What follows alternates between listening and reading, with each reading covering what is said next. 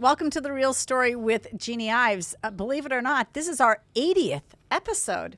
And in today's episode, we're going to talk about Ukraine. We're circling back to Ukraine, and with me at my studio is Colonel Roman Golash. He is from Palatine, Illinois, but his roots go back to Ukraine.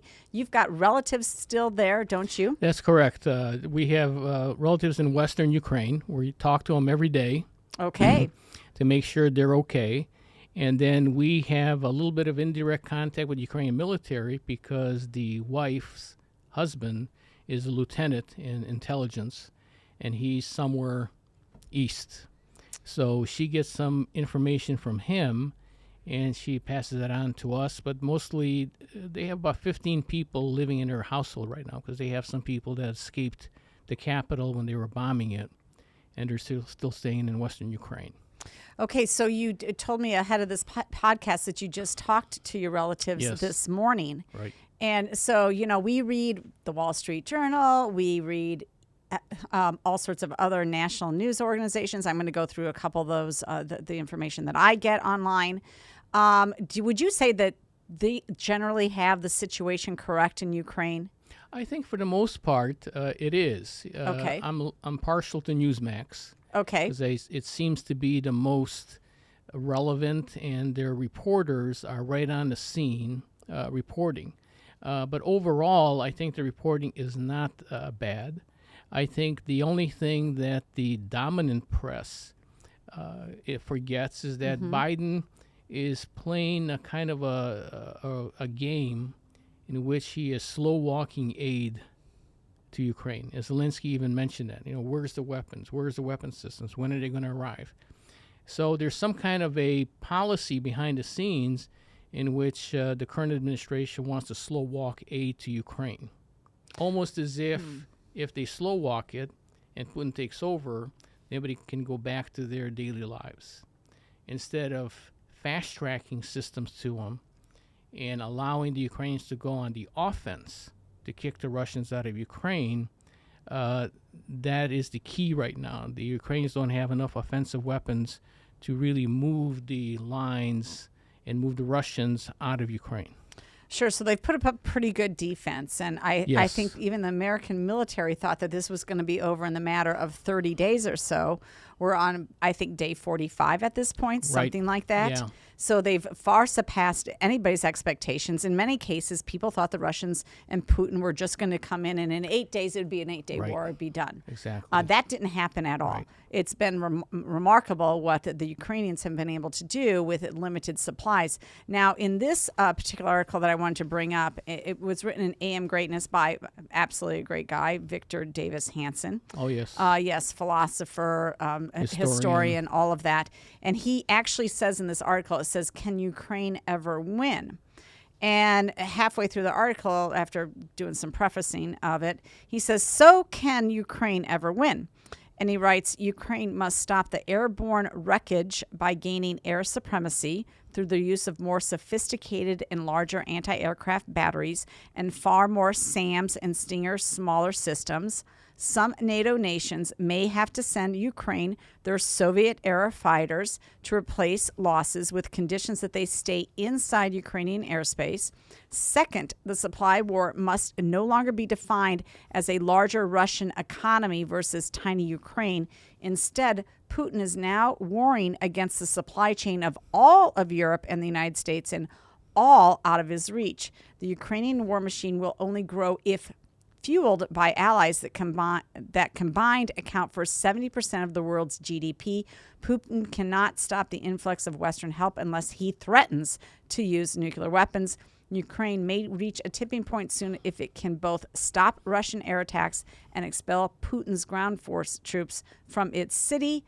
But Kiev cannot realistically invade Russia to hit its supply depots. It cannot go nuclear to deter future Russian invasions.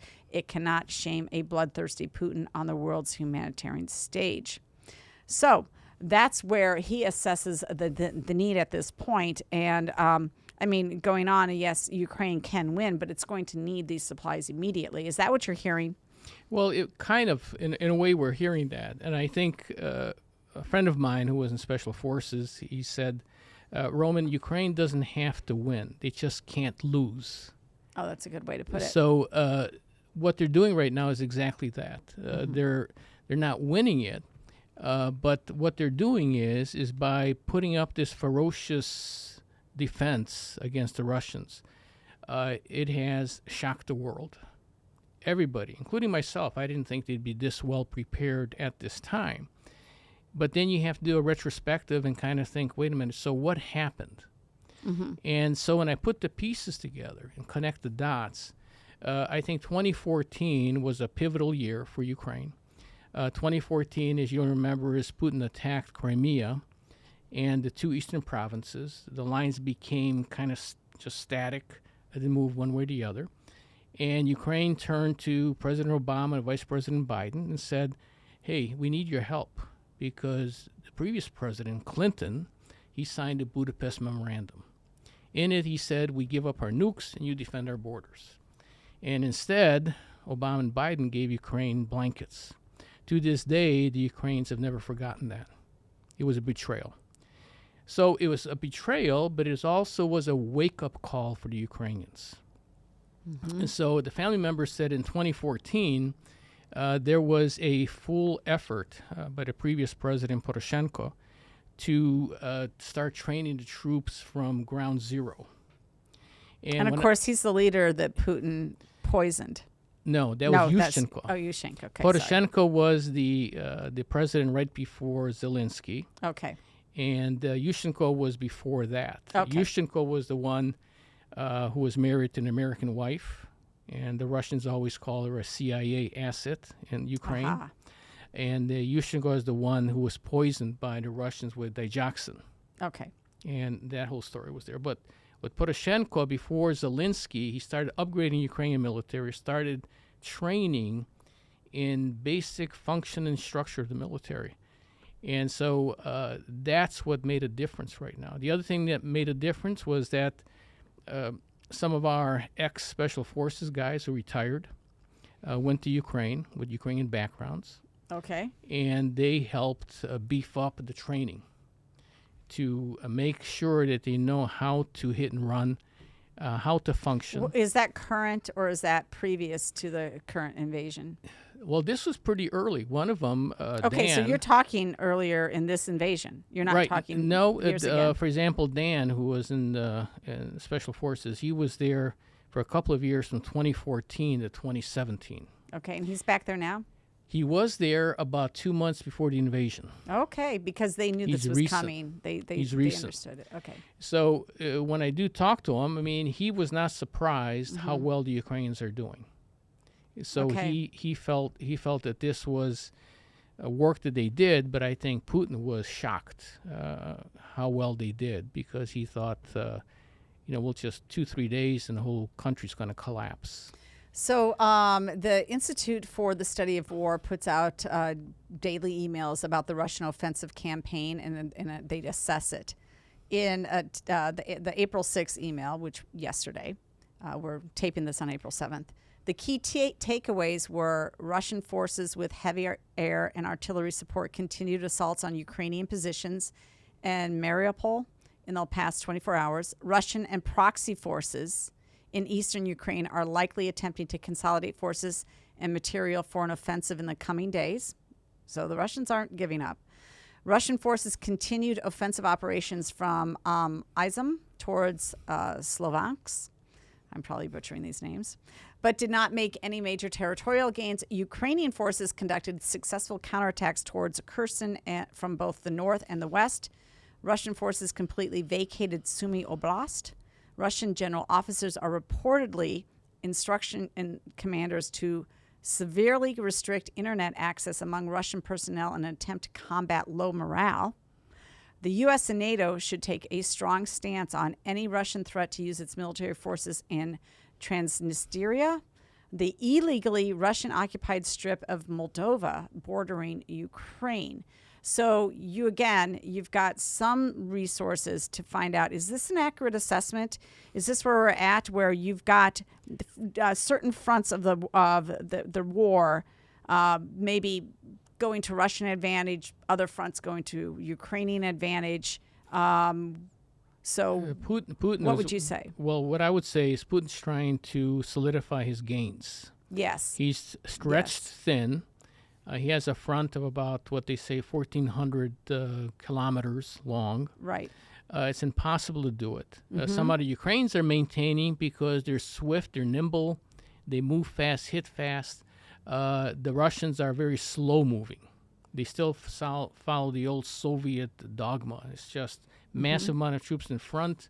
If they get killed, just push more troops from the back.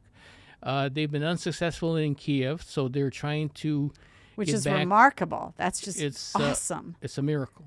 They're trying to solidify in Donbass, and they're trying to get Mariupol, which is a city that's totally destroyed, and they're trying to capture that land bridge. The thing that they're beginning to talk about now is this Soviet tactic, which is just horrible, is that once they start losing, they start murdering civilians, almost to terrorize people so they give up if they go into other towns. Yeah. It's not even giving up because the people in Busha weren't harming the Russian soldiers. But the it's Russian... just really, though, it's shown the world how brutal Putin is and what a dictator he is. I don't think that people expected this of Putin. I think that they understood that he would take out individuals, but to create literally mass murder against innocent civilians is taking it to a whole new level. Well, I think people believe that since we're in the this century, that these types of things aren't going to happen. Right. But the Ukrainians have a longer memory. They remember Stalin, in which he tried to collectivize the farmland and ended up starving to death 7 million Ukrainians. Putin is pretty much like another Stalin. And his orders are to terrorize the populace so that if they see hundreds of Ukrainians dead and the Russians are moving, then he doesn't want any resistance from Ukrainians as he moves forward. But instead, it's having the opposite effect. I mean, I think the world is galvanizing and beginning to think in a way that this can't go on this way. This kind of mass murder in the way the information is spread around the world within minutes, that this can't go on. This has to stop somehow. The Russians are trying to say, well, it's the Ukrainians, not the Russians, but I've never seen an embedded American reporter with the Russian troops, but I sure see a lot of embedded American reporters with the Ukrainian troops. So the Wall Street Journal front page, Ukraine urges civilians to flee in the east. Kyiv warns of Russian offensive looming in the region as focus of the invasion shifts. So the lead few paragraphs, Ukraine urged civilians to leave the eastern Donetsk, Luhansk, and parts of the Kharkiv regions as it braced for a major new Russian offensive following Moscow's withdrawal from the north of the country. You need to evacuate now while this possibility still exists, Ukraine Deputy Prime Minister and Minister of Occupied Territories Irina Vereshchuk, I can't even say that, I'm sorry, said on Ukrainian TV on Wednesday. Later, people will be under fire and under threat of death. We won't be able to help because it will be practically impossible to cease fire. The sense of urgency by the Ukrainian government for civilians to flee comes days after reports emerged of executions, rape, and other humanitarian rights abuses of civilians by departing Russian forces as they retreated from the suburbs of Kyiv. So now you do have civilians being warned, you must get out as the Russians consolidate their forces and try and secure whatever gains they've currently made. And so that is a huge warning order. The other problem here, though, Moscow's got problems, right? The other major headline, front page, top of the fold, right in the center, Moscow silences dissenters. We will kill you right now. And in that article, they talk. It starts with Alexander Tlankov wanted to speak out against the war in Ukraine, but feared landing in prison if he took part in a public protest. So the Russian activist designed an anti-war sticker featuring Russian and Ukrainian flags and the phrase "No to War" and posted and distributed thousands of them around Moscow. He got into trouble anyway. Russian police hauled the 23-year-old into the district police station on March 1st, according to a copy of the police records reviewed by the Wall Street Journal. They said he was repeatedly beaten over the head by one officer while in custody. A second officer pressed a pistol to his leg and coerced him into divulging the name of a fellow activist. So they are going after their own people.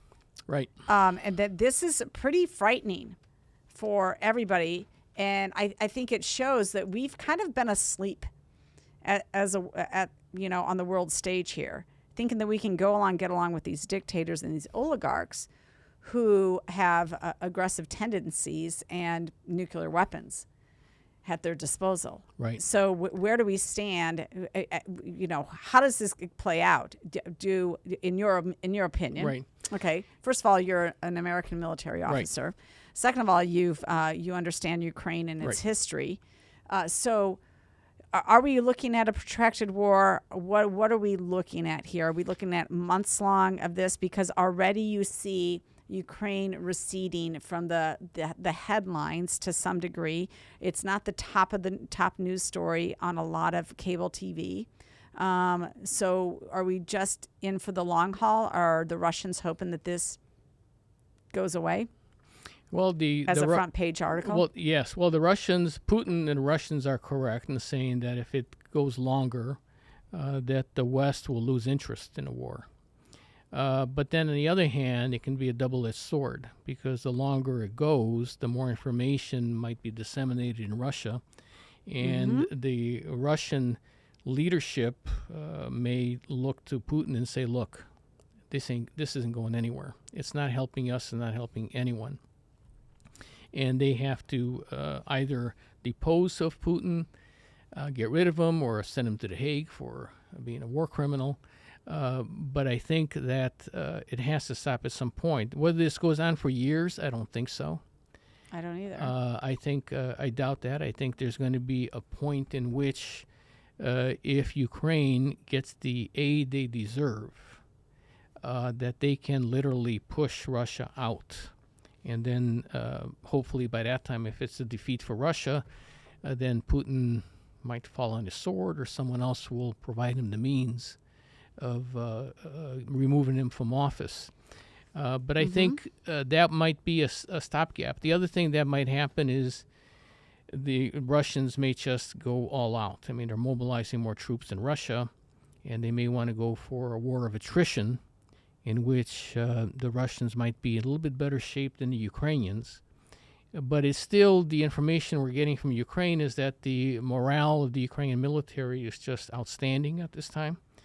But the Russian troops they capture are demoralized. They want to go home. They want to go back to their mothers. There was a video clip in Russian. Have you heard that personally from people you know? Yes, and there was a clip of Russian soldiers that made it out west. It was somewhere on Facebook in which they were damning Putin for getting him into this war. So I think the morale is definitely not there. I mean, they're not moving like there. You have morale. They puncture their own gas tanks so they don't have to move anywhere.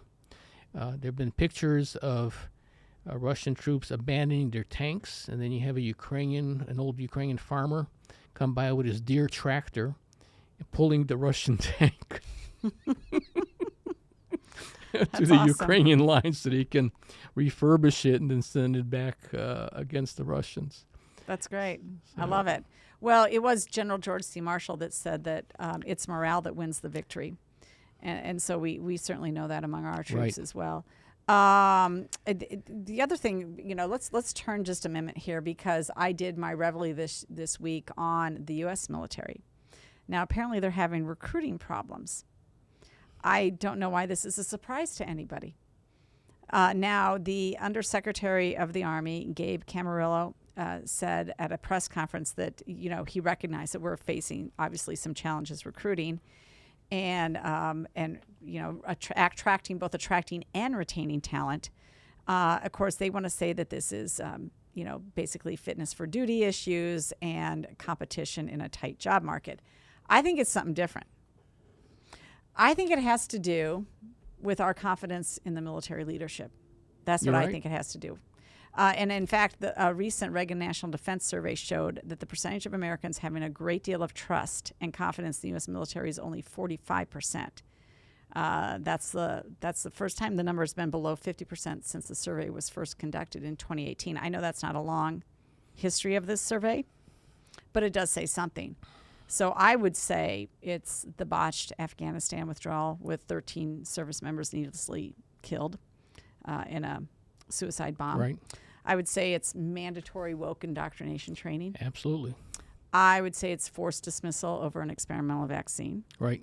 I would say it's overly aggressive and intrusive looks into social media, looking for extremism where none exists. I mean, I would say that, we've got our own issues, and I bring this up not so much as it relates to Ukraine and the Soviet Union, but because you're sitting here in front of me as a retired Army officer as well. I mean, we there's you're correct on every single point. I have 5 leadership matters. I have 5 godchildren. And one of them has been talking to me about when President Trump was still in office. He wanted to join the military. And he was working out. He wanted to be a SEAL. And I said, well, join the Army. But he wanted the Navy. But I had him contact with people in the Special Forces community to talk, et cetera. And he was just getting ready to go. And then when they removed Trump, he lost all interest. Wow. Because he said, I don't know, I'm going to get a job instead. And what happened, of course, was right away the hunt for extremists. Yes. And then the wokeism be introduced. Yes. And transgenders being introduced into the fighting force. All of this put together decreases cohesion. It destroys morale. We're talking about how important that is in combat. And it decreases the ability of our military to defend this country or to accomplish missions if they're sent somewhere. Because if you have these different types of outlooks, who are you? Well, I'm this kind of a person, instead of everyone saying, well, I'm a member of the United States military. Mm-hmm. And I think that has dramatic implications. Well, not to mention that the budget that they did propose for the military essentially is a decrease in the budget because it doesn't even keep up with inflation. Right. At the same time that you have more ships being taken out of service than we have ships going into service, so that's not good. For me, as a mother of a Navy pilot, it concerns me that we have sufficient resources to make sure that they keep up their flight times, because there's nothing better than doing those procedures over and over and over again so that you can stick that landing in That's rough right. seas. Trust me that the incident that just happened last week with the Navy pilot who died and 2 other members were injured in a training accident off the East Coast is extremely concerning. Now, that was a training squadron. It wasn't a squadron that Right. was fully engrossed, trained up. But still, the training itself is dangerous. And I'm still trying to find out from my son exactly what happened in that incident. But I think it's really concerning if they cut back on hours or anything like that. And it took my son 4 years to become a Navy pilot. And a lot of that was a lot of downtime. There was a lot of downtime because either the money or the equipment wasn't ready. It was unnecessary. And it actually, by all the downtime, I mean, it's the time is lost forever. And I think this administration doesn't understand that. I think they're doing it actually on purpose, because I don't think they want our military to be the top of the peak of their performance. And I think they kind of don't like it because they think it's kind of unfair to do that way. Versus Well, I would not want to ascribe that to them. I would just think that would be such a horrible mindset for them to have. I would not want to say that. I would say that it's not one of their priorities. I would say that they are naive about what it takes to have the best military in the entire world. I would say that they don't understand the technical things that we expect our military to do. And I would say though too. I would say that that some of the standards have slipped. Well, I would absolutely say that the standards have slipped, but it also depends, Jeannie, on who's promoted to the top general. Oh, absolutely, spots. that matters. I mean, you look at General Miley. Mm-hmm. Who did you see his conversation in front of Congress about his budget this year? Did no, you see not it last this year. week? Okay, all right. But I do remember Miley, where he was gazing into navel gazing and just saying, "Well, I want to find out about woke. I want to find out about extremists." Yep. Instead of talking about preparedness and getting ready for possible conflicts around the globe. Well, there's no doubt. I know he was raked over the coals by the congressman from Florida, Matt Gaetz, about this, and maybe we'll capture a clip and add it to this podcast so people can hear that conversation. He was not able to answer questions about how they botched the Afghanistan withdrawal, how they botched the assessment of Ukraine, saying that they think it's all over in 30 days or 32 days, and now we're on day 45. So his intelligence assessments have been way radically off. The Taliban took over. We left them $80 billion of equipment behind. So there is a lot to be answered for in our top generals about what's been happening around the world. That's true. Yeah. Well, okay. Thank you so much for joining me on this You're podcast. welcome. I appreciate the update on the Ukraine Anytime. situation. I would hope that this might be one of our last updates, but that may be good or bad, right? Right. So we are praying for the Ukrainian people. We're praying for your personal relatives over Thank there. And we are hoping that the Biden administration wakes up and gives them whatever tools they need in their toolbox to defeat the Russians on their own. That would be a huge victory for the Ukrainians to be able to handle the skirmish, granted with outside support, but with their own personnel. Right. That would be a huge victory for them. And I think agree. it would set the stage for them for the long term in not having to deal with Russian aggression in the future. Right. Terrific. Well, thank you, Jeannie. Thank you. All right.